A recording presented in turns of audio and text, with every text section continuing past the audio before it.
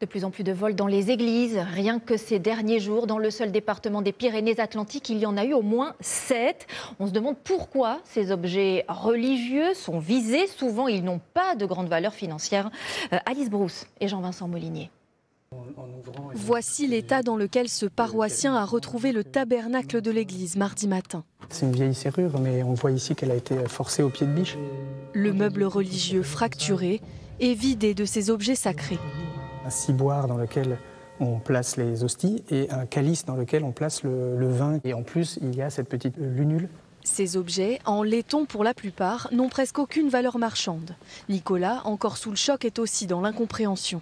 Ici, on n'est pas à Rome, les objets ne sont pas en or massif. Il y a peut-être cette méconnaissance, fantasme de « ah, il y a du métal précieux ici, je vais aller le chercher ». Le geste en lui-même est un geste de vandalisme, mais pour nous, c'est plus que ça, c'est une forme de sacrilège.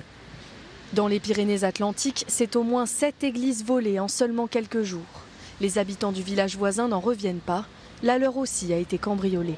C'est une honte de s'attaquer à des lieux de culte comme ça. Qu'on aille à l'église ou qu'on n'y aille pas, c'est déplorable. Malheureusement, c'est quand même notre culture à tous. C'est toi qui l'avais rangé le matin.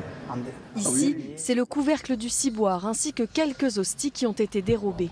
L'abbé cherche encore des explications. C'est peut-être aussi des personnes qui pratiquent de la magie noire ou qui pratiquent des messes qui sont bien sûr en dehors de l'église catholique. Mais alors, où vont ces objets et pourquoi sont-ils volés?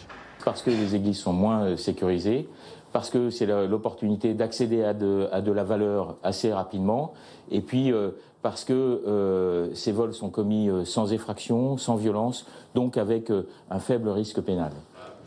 Lorsque les voleurs arrivent à mettre la main sur des objets de valeur, difficile de retrouver leurs traces. Cette saisie d'une dizaine de biens religieux a été retrouvée aux Pays-Bas.